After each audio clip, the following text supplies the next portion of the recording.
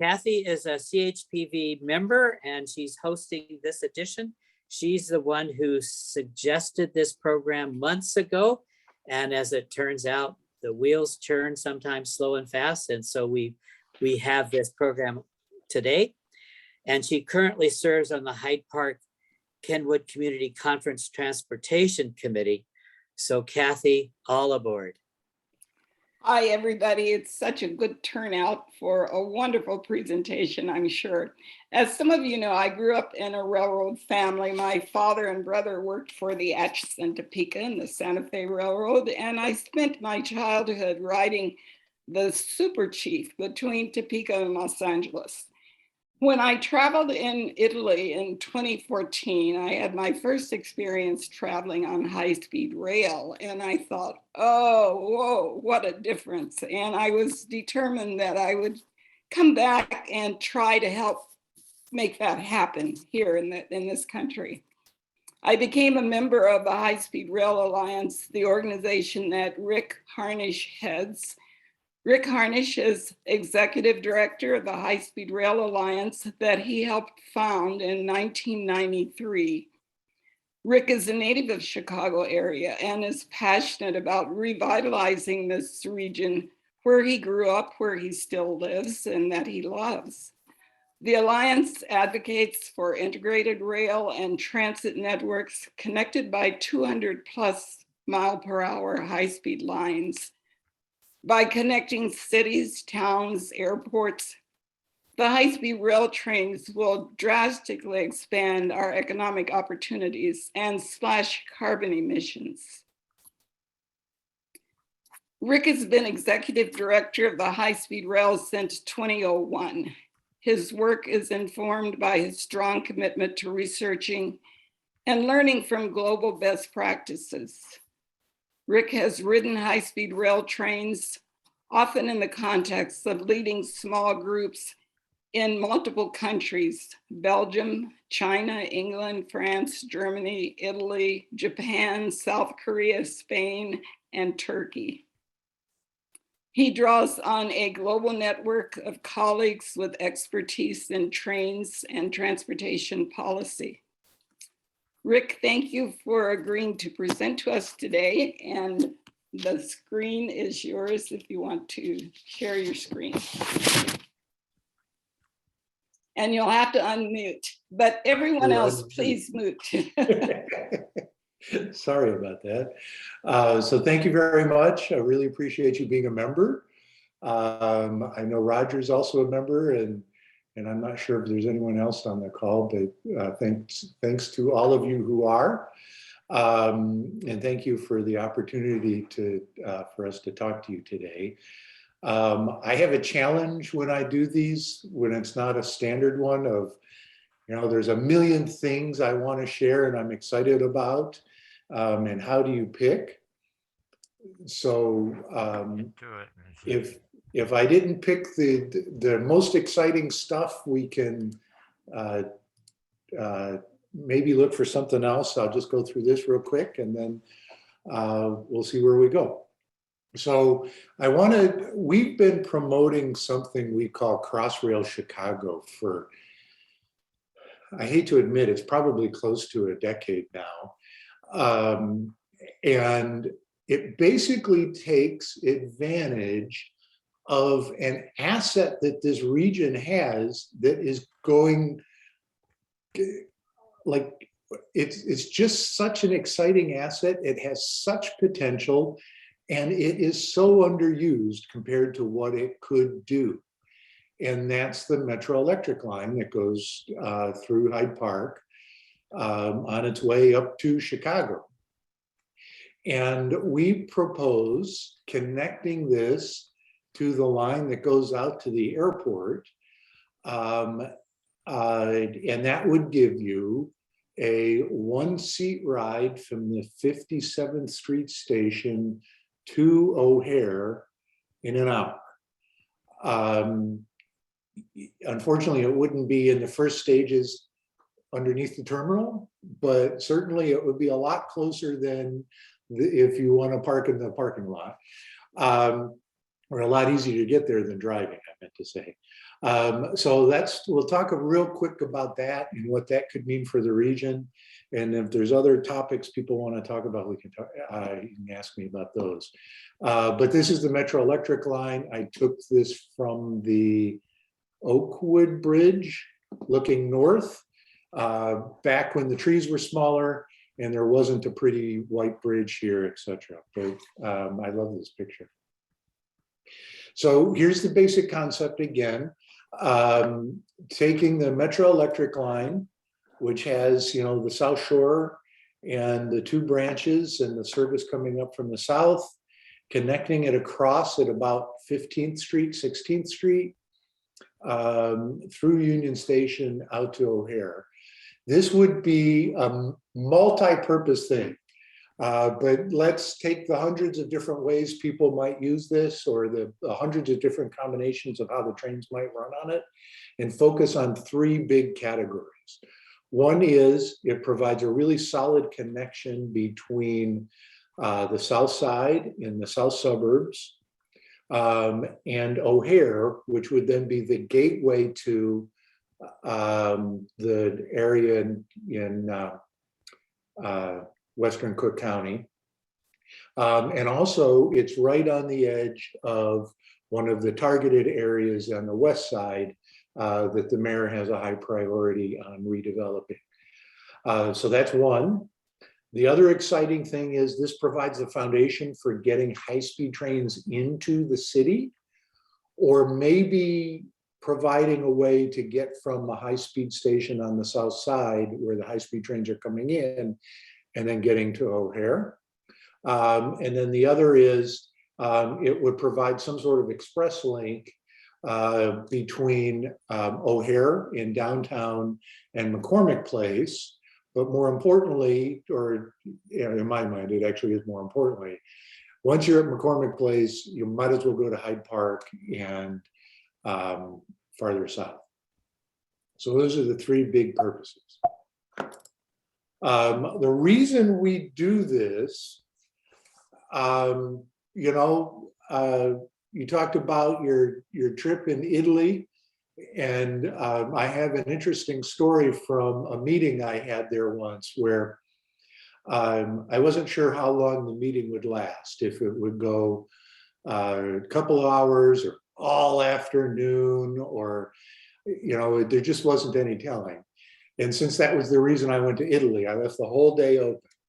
And it turned out we got our business done pretty quick. And I had seen the week before a movie about why pizza was better in Naples. And there are some really good reasons for it, but I said, okay, I'm done with this meeting. I went to the high-speed train station. I was on a train within a half hour. Half hour later, on top of that, an hour, I'm in downtown Naples, get a pizza, walk around Naples. I'd never been there before, walked around a little bit, got back on the train and was back in Rome in time to have a good night's rest before the next meetings the next day. Trains really are a game changer in terms of convenience, but also in terms of cost. There's a tremendous amount of hidden costs in our current transportation system. The cost of driving is baked into everything. And if we could put people on trains and buses more, we would reduce the cost of doing business. We'll lower carbon emissions in the process. And it's just really an exciting thing. And the most important thing is, the reason we travel is because you can see each other face to face, right? And that's when things happen differently. And the train is the one mode where you can actually talk to each other face to face while you're in motion, unless you've got a private jet, right? Or a big van or something. But so these folks are on a TGV somewhere in France. France right now is operating at 205 miles an hour. A little frustrated that we're not doing the same here. So there's three key visitors or types of markets we need to combine, as we talked about before. One is visitors to Chicago, or people from Chicago visiting other places. That's visitors in the Midwest. We need to deal with local travel needs much better than we do now. And I talked about one potential thing of connecting the South Side to the O'Hare area. And we really need to, I assume, except for Chris, all of us in this room are Chicago residents. So we are guaranteeing billions and billions and billions of dollars worth of bonds to build that airport out there. Currently it's financed with revenues that come from landing fees, et cetera, but what if it's not, right? So we've got to make sure that that airport is as competitive as it can be. So if we combine these together, it's a lot more people than if you look at them individually. And a key part of our problem in this country is we look at each of these things individually. So transit is focused on getting the people to work, but people travel for lots of other reasons throughout the day. We should have transit that works for all reasons. Then separately, people look at people leaving the region, right? And then airline passengers are even this whole different breed, right? But really they're all train passengers, and we should combine them all together. So the other thing kind of is background. We can go into this in much more detail for an hour or more, but the key thing to understand about high-speed rail is it's part of a bigger system. So in most countries where they have high-speed rail, it's about 10 to 20% of their overall passenger rail network. That's what it should be here. The rest is shared track, hauling freight trains, different kinds of freight trains than we have, but hauling freight trains, et cetera. And so those are shared use lines. Most metro lines in the city are shared use lines. They can work. It doesn't work with Amtrak because we haven't invested in the track needed to run both the freight trains and the Amtrak trains well. That's something we need to correct. The next is regional lines where you're focused on passenger, but there's a lot of different things happening there. And the Metro Electric could be that. The UP North up to Kenosha could also be that. And the Northeast Corridor in between Washington, New York, and Boston as a regional line. And then high-speed lines are the places where you build them completely from scratch, go 200 miles an hour. A lot of them right now are being designed. The ones that are under construction now are actually designed for 250 miles an hour. China has already built a network of high-speed lines stretching from Omaha to New York, and from St. Paul to Miami and everywhere in between. And Europe has not been as aggressive, but you can get around much of Western Europe by high-speed train. So these things work together in a way that really means you have to do a master plan to understand how each of these things fits together. And we're asking the governor to do such a master plan. And we persuaded the legislature to create a commission to start the process of deciding what should be in that master plan. And again, this master plan becomes really critical because right now, people look at each of these segments individually and they don't quite work. But if you could take a bigger picture view, suddenly there's a lot more opportunity to use the system. So what you could do in this case is we could have a regional line from Milwaukee to Chicago, a shared use line out to Rockford with very high frequency service. Maybe use a regional line to get out of Chicago, maybe not. A high-speed line to Indianapolis, and then maybe a bus line to Muncie and a regional line to Cincinnati. But it doesn't work. You can't understand how to put this together without this master plan. Again, we need the state to do one of those. So we talked about the three anchor destinations, O'Hare, the Loop, and McCormick Place. Let's talk about quickly where our visitors are coming from. So our business leaders in the Loop are very focused on building connections to Paris, to Shanghai, to Tokyo, etc. Right? And that's typically true. A city is looking at its next biggest city or its peer city. What we don't recognize is most of our customers are coming from the Midwest, not from overseas.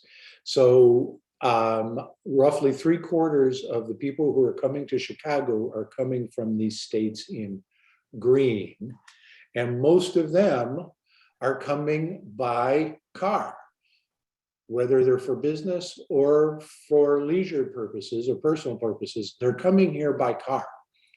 And this percentage has probably gone up since COVID.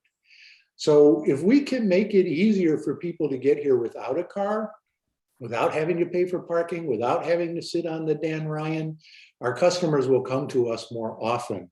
And the best way to deal with that is by expanding the railroad network. So we talked about O'Hare and how critical that is. And we really need to feed people into it so that we can keep these long distance flights. And this only works because O'Hare gathers people from a very, very, very broad area. And so the easier we can make it for people to get from the Midwest to O'Hare, the more likely we'll have to have these big flights, which makes Chicago a much more competitive place. And again, protects the financial position of that airport, which we all are backstopping with our real estate taxes. So the Federal Railroad Administration has finally done something that we've wanted to do, have to do. Hi, can I call you back in 20 minutes? About 30 years. And we've been in business for 30 years. So they have finally said that high-speed rail makes sense in the Midwest. And they released this framework for what that network might look like last fall. And so purple in their mind is, yes, it definitely makes sense to build completely scratch from end to end. And if we were to do this the way Spain did it, that would be a 2.5-hour trip to St. Paul. So they've been running the distance of Chicago to St. Paul or Madrid to Barcelona in 2.5 hours for about 10 years now. And they've got a lot more rugged terrain than we do, and they punched through it and made it work. The green is some mix of regional and high-speed lines to be determined, same with the red. And then the yellow is a real heavy focus on shared use improvements. So we know that this makes sense. You're talking about in each of these directions about 24 trains a day if it's green or purple. That's a lot of trains that we've got to get into the city. So we've got to figure out where we're going to put those trains when they come into the city. And this is the start of how this happens. So these solid lines are so Metro runs out to Aurora, and then Amtrak goes farther west all the way to San Francisco and LA. Metro runs out to Elburn, to Elgin, etc. Right? These green lines are lines that Metro operates on, and in some cases owns, that have almost no freight service. So these become the opportunities to really amp up the game quickly because you don't have to acquire a new right-of-way. It's a matter of bringing the existing Metro lines up to modern standards, right? Let's get out of the 70s and into the 2010s, or I'd be happy with the 2010s, maybe the 2020s would be good. And that can be done fairly quickly on these if the state commits to do it on these green ones. And you'll see, unfortunately, the green one doesn't quite get all the way to O'Hare, but very close. But you've got the Metro Electric coming up. If you can connect it out to O'Hare, and we've figured out a way to provide passenger-only tracks that are electrified all the way out to O'Hare, this is how you get the one-seat ride from Hyde Park to O'Hare. With, maybe you don't want to go all the way to O'Hare, maybe you want to go to,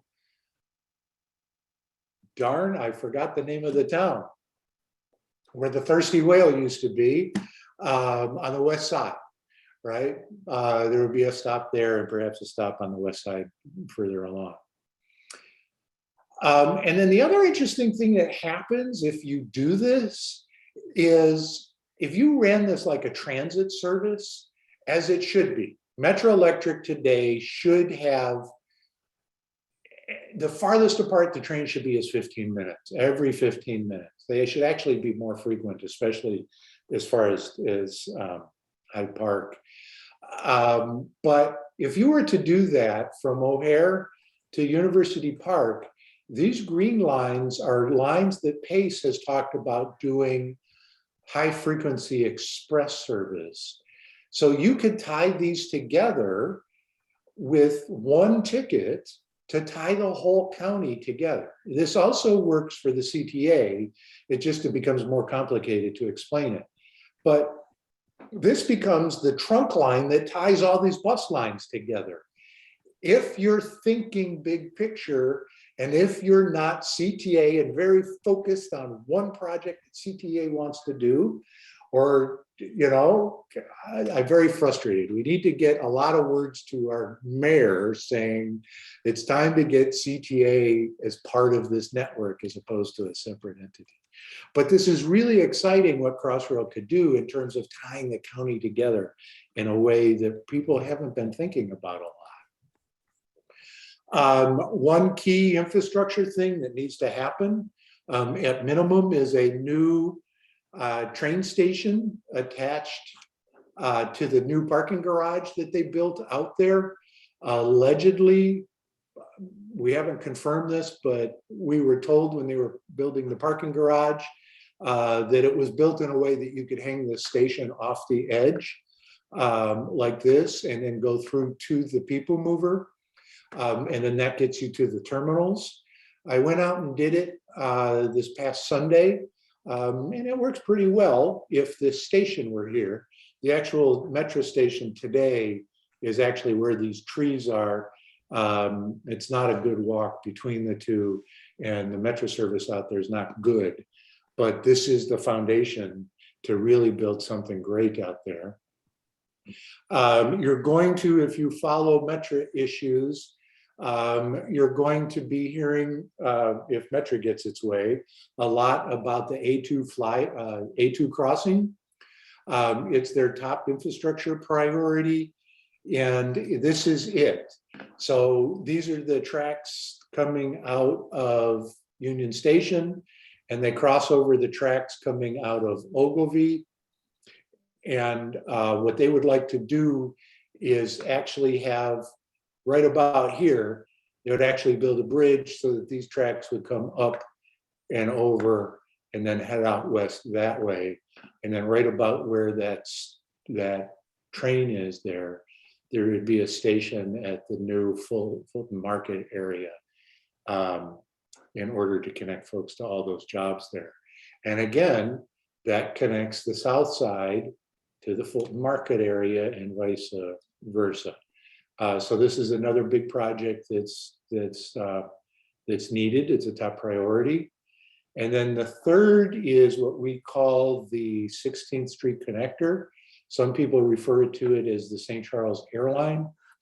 So right now the Metro Electric trains and the South Shore trains come up underneath McCormick Place.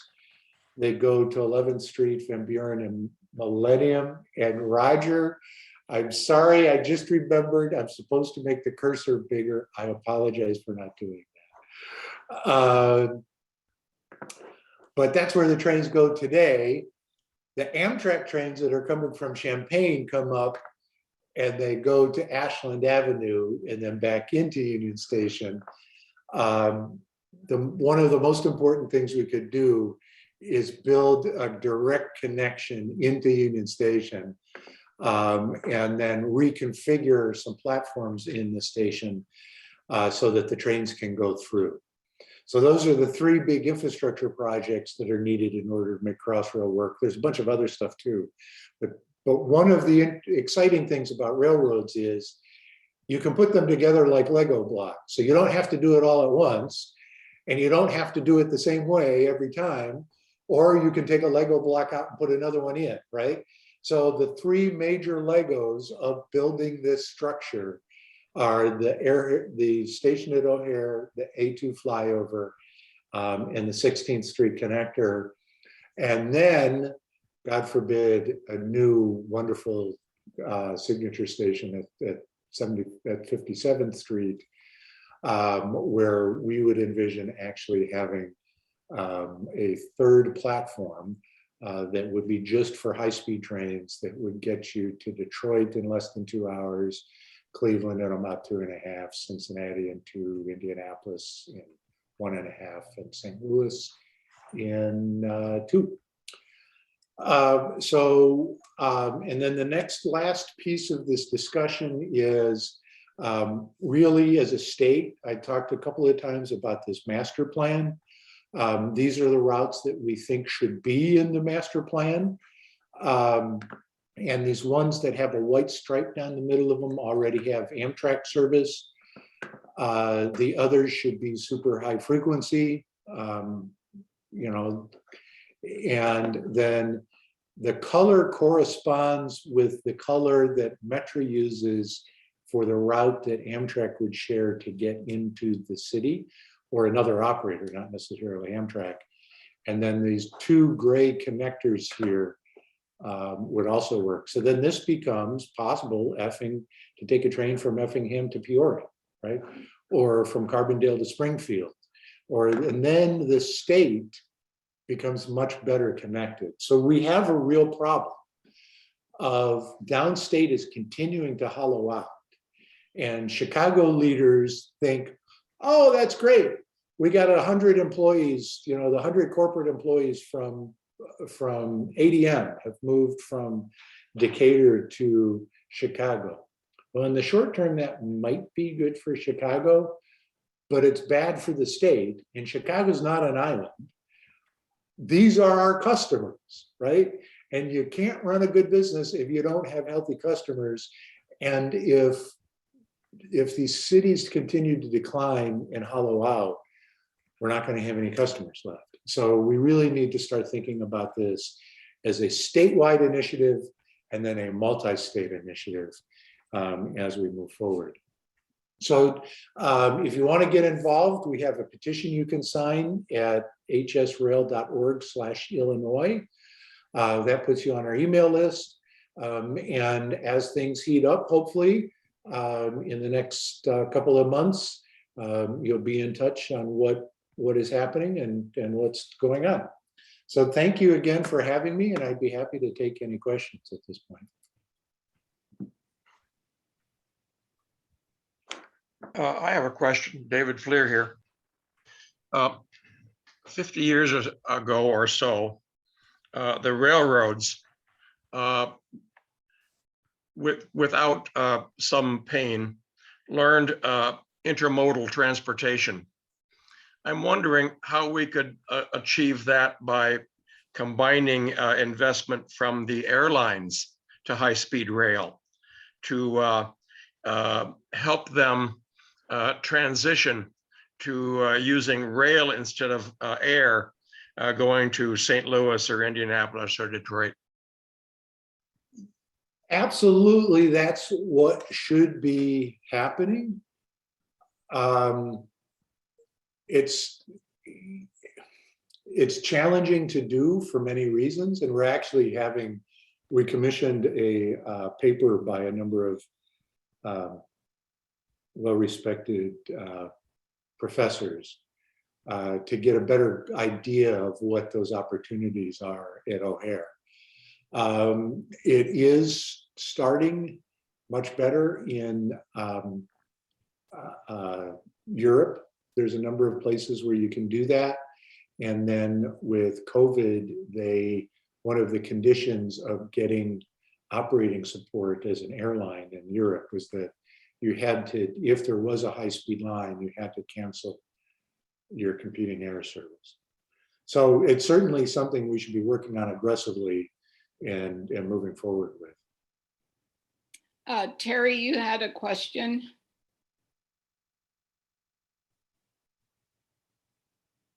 Unmute yourself. Yes, I know this is a concern for the CTA, but I'm going to relate it to high-speed rail. Often we hear on the news about safety and violence issues on the CTA. So what in terms of high-speed rail now and in the future, how can passengers be safe? And then what is the system doing to ensure that it's safe travel? I don't mean accidents on the rail, but passengers getting out of line. Yeah, and certainly we've had issues like that on the airlines recently, right? Where Yes. people are not behaving very well. So, you know, one of the issues with the CTA is that it's fairly affordable to just get on the system and ride all day. So if you have no home, that has some appeal. And then you've got the issues with, you know, transit tends to reflect the neighborhoods that it's in. But all of these standard, and I'm sorry, I'm not much into it. It's not my area of expertise, but everything that is done typically you would do on high-speed rail as well. And I'm sorry, I don't have a good answer for you. Jay, you had a question. Do you want to unmute yourself? Well, yeah, sure. The so-called St. Charles airline, the 16th Street Viaduct, was historically, I believe, just a two-track throughput for the Illinois Central. It was very constrained, very congested. There may be a little bit more right-of-way there than two tracks, but how do you propose to rebuild the 16th Street Viaduct in the middle of a fully built-up city in order to provide that east-west connection into Union Station from the Illinois Central tracks on the east? So actually, it was a four-track main line for a while, but very, very closely spaced tracks.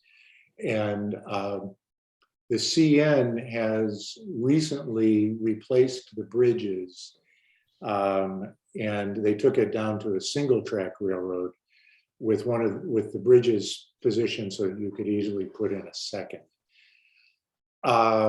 It's, you know, It's highly congested with freight traffic today. There's a lot of movements there. So our assumption in this is that CN and Mayor Daley came very close to a deal to move the trains elsewhere. So let's hope that we can do that. But clearly that's a deal for whoever is going to rebuild it to do with CN, BNSF, and Union Pacific. But at a shorter range, it should be possible to run diesel trains over that. And I know that Amtrak has been designing what needs to happen to make that happen. Oh, Kathy, I have a question. I'm sorry I don't have my picture up because I got so involved in watching the hearings in Washington that I didn't have a chance to get dressed. So I rushed upstairs I didn't want to. Joe, that's too much information. Right? Okay.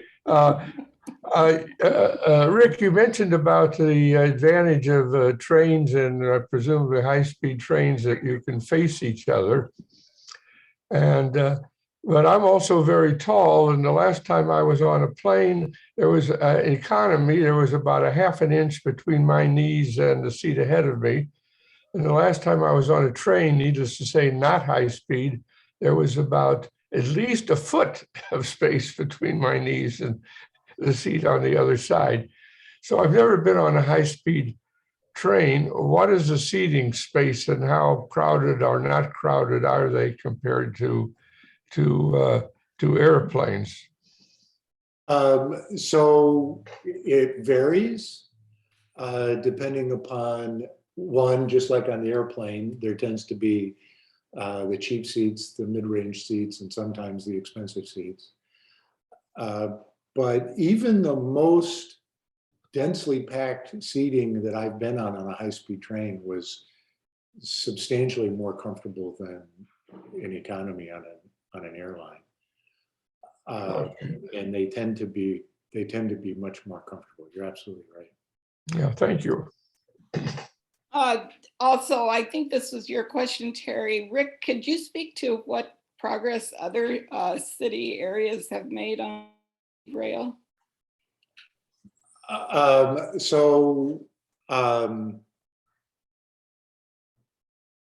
Where to begin? Yeah. Yeah, that's my question, Kathy. I just wondered if Oh, there's other that was cities, Barbara's question. yeah, where that we could learn from, how to get this to happen. Barbara, Yes. California. Yes, so let's go to California real quick. If I may go back. So here is the existing Amtrak map for California.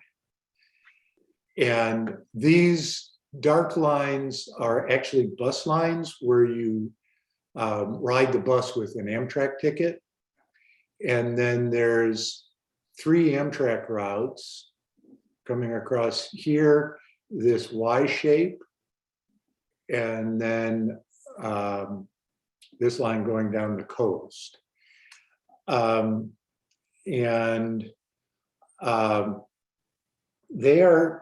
They've been expanding their Amtrak service and their commuter rail services for 30 years now. They first started in 1990 when the voters approved in 1990 a big bond issue to support passenger rail service in general.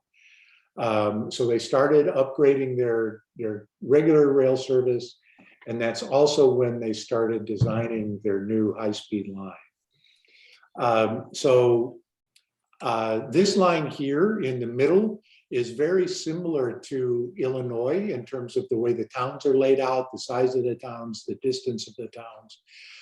And they have a train basically every 2 hours. There's a couple of missing slots, but that's really what we should have at minimum in Illinois on our routes going downstate.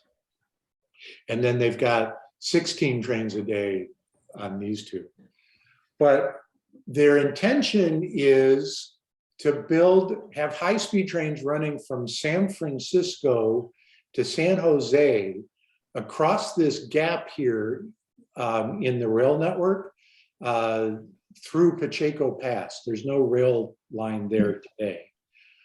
And then down the valley to Bakersfield, across the Tehechapis, and then down into the LA Basin that way.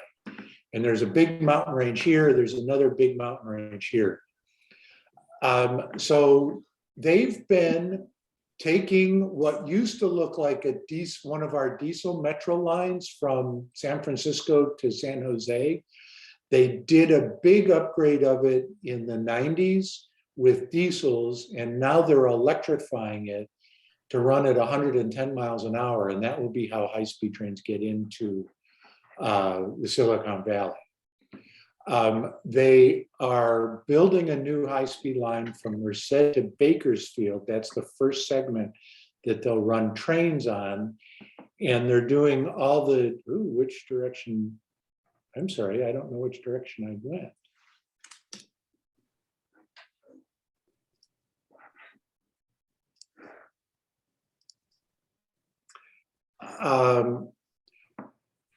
And they're doing the design work to get across the mountains right now. And they're very close to having full federal approval to build. And then they can start looking for money. And that's these very difficult mountain crossings, 1, 2, and 3 mountain crossings. And then when they start running trains here in the valley, they'll double service on everything else. The other interesting thing is there's a company called Brightline that has negotiated with the states of Nevada and California to use the I-15 right-of-way to get from Las Vegas down to Rancho Cucamonga in Los Angeles. and that'll be using the highway the entire way. They're very close. They could start construction if they had the financing put together. But the previous round of financing, they were a little squirrely. The financiers were like, yeah, you know, we want you to see get this into the LA basin, because they really only have full approval to get to Victorville. And so they're very close. And then that helps justify building these mountain connections again. So what they've done is they started expanding everything in 1990, including high-speed rail planning. The voters agreed to start building high-speed rail in 2008. The process has not gone as fast as anybody wants, but they are making steady progress.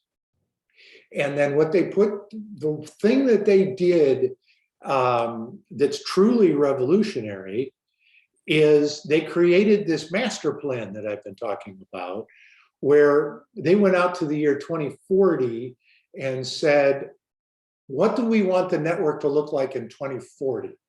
And then, well, so what do we have to do today to do that? And so these red lines are high-speed trains. And if there's no other color line next to it, then it's a high-speed train on a high-speed line. So Rick, we're not seeing your screen. I don't know if you thought you were sharing your screen. Sorry. I apologize. So here's the master plan. Red being high-speed trains on high-speed lines, and then the different colors are high-speed trains on a regional line, and then shared use lines in blue and green.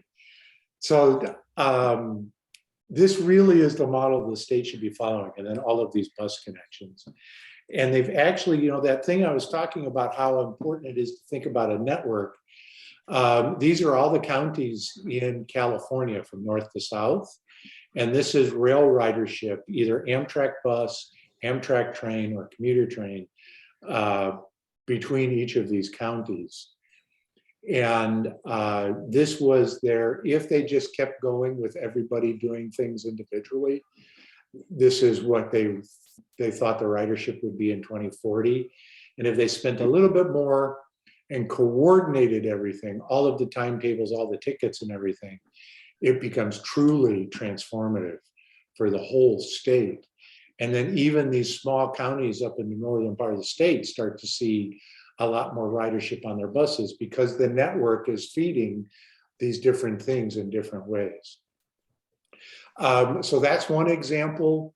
Another example is in Florida, where Brightline is a private company, and their parent company at the time owned both the real estate around the stations in one company, the freight railroad in a different company, and then they created a passenger railroad in order to start running passenger trains. And they've had a demonstrator segment in service from Miami to West Palm Beach. If you count, there was a period of time where they weren't running during COVID. And they've finished the Orlando end at the Orlando airport, and then they'll be connecting those two. And then once they're done with that, they'll head towards Tampa. And the lesson there is they launched with frequency. It didn't say, well, we'll try a couple of trains a day and see what the market is like. They went straight to high frequency service. So that was a private company driving the process, but they still needed state involvement in terms of gathering rights of way and other things. And that's another example. And then the Northeast Corridor has always gotten the most money because Senator Pell, way back in the 60s, put together a really strong coalition of senators and congressmen that stuck together. And so that's the third method, is you have a strong congressional caucus to push for it. And so that's how the Northeast Corridor gets the money it does. Was there something in Texas, Rick, that has started? So two more, Texas. So a private company called Texas Central has been designing a high-speed line between Dallas and Houston. And they are I am really thrilled that they've stuck with it because the Texas government has put a number of blockers in their path, but they're continuing to stick with it. If that gets done, then the Fort Worth area will extend it to Fort Worth. And then the state of Texas actually designed a new high-speed line from Fort Worth down to San Antonio. And Mexico really wants that to be extended down to Monterrey. And then the other interesting one is in the state of Washington, where the state is designing both a new high-speed line and expanding the highway. The high-speed line gets you 10 times the capacity at less than half the cost of just adding a lane to the highway. So they're moving forward with that, and the state just appropriated the money they need to match federal design dollars. So, Terry, you had your hand up there. Yes. Am I unmuted? What is the holdup with the state of Illinois for support? You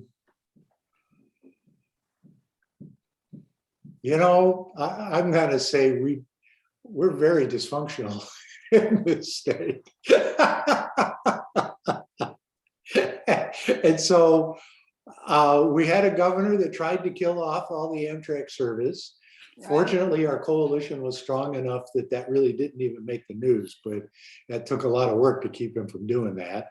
And then he delayed the progress that we were making. He really delayed the process. And then Governor, we had a president for a while who did everything he could to keep the progress from happening.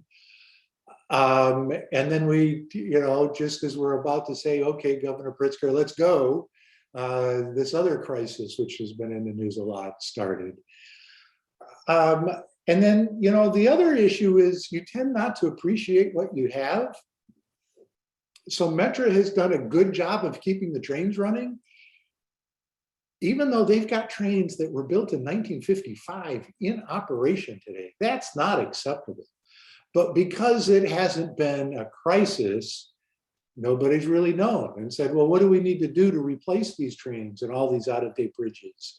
And for the Metro Electric, it's time to replace the electrification, right? But because it's there and it's not a crisis, it's not a new shiny thing, we haven't really noticed. And it's something we've really got to get more attention. Barbara, you had a question, and then Roger. Yeah, I'm actually going to pick up on a comment that Jay put into the chat about we can't even get a unified ticket between the CTA Pace and Metra. What's the holdup with that? We recently visited Northern California, where I had lived for over 30 years, and it was delightful. My Clipper card worked everywhere. It was on my iPhone. My senior Clipper card was on the iPhone, and I just needed my iPhone with me to go around the Bay Area. So where are we with that? What would be great if you guys organized an effort to ask the mayor that. Let's find out. I don't really know, but it's in the CTA controls the card, and so it's really up to the city to make it happen or not. Now, I will say I was a little flippant there, but I'm very happy President Prenkwickel has funded an effort to do some of this work. So, pre-COVID, there was work on getting more frequent service to Hyde Park and better service. And then they started working on that in COVID. So that's an exciting project, but we really need to keep that going. Roger, you had a question? First, a comment on response to the last one. The Chicago Hyde Park Village is a member organization in the Coalition for Modern Metro Electric. And that along with a lot of other community organizations on the South Side. And that coalition has been advocating strongly for the fare transferability, a single card that works. The CTA seems to be saying, you know, after they get their next iteration of their system with the Ventra, the next generation, they'll be in a better position to actually implement something like that. And they're not prepared to do anything before then, even though Cook County was prepared to offer subsidies to make people whole. So Rick is absolutely right. The CTA and the mayor are the holdup, and building some political will is needed. The question for you, Rick, is I think the people in our group would be very interested in a little bit of an update on what's happening federally. Everybody saw the bipartisan infrastructure law and the buckets of money that were in there. Can you update folks here on what's happening on that front? Yeah, so the infrastructure bill did have new funding sources for passenger rail, substantially more than has been available for decades. And in a couple of new they didn't really create new programs. They reorganized existing programs. So there is money that the state can go after in a big way if we're ready for it. Right now, the Federal Railroad Administration is in the process of writing the rules for how states will need to apply for the money. It seems like a lot. 66 billion over 5 years seems like a lot of money, but it's really not when you think about how big our country is. And the money for that's going to be very competitive. And so we really need to get the state together on state to get to aggressively apply for those funds. Is that the kind of answer you're looking for, Roger? So we're just about out of time, and Rick, I'm wondering if you could put that website in the chat again so that anyone here who is moved to do so might want to join up with the High Speed Rail Alliance. It's going to take all of us contributing the organizations that are in a position to push this along. So the best we can do is to support Rick's organization as strongly as we can, and also the organization that Roger was saying we're already affiliated. All of those things will really help us move along here. And we want to do it while we still have the governor we can work with. Let's hope that stays in place. Absolutely. Kathy, thank you for this suggestion for this program, as well as hosting for today. And Rick, thank you for giving us and spending time with us and having this conversation and answering some of our questions. Excellent. Thank you for having me. Really appreciate it.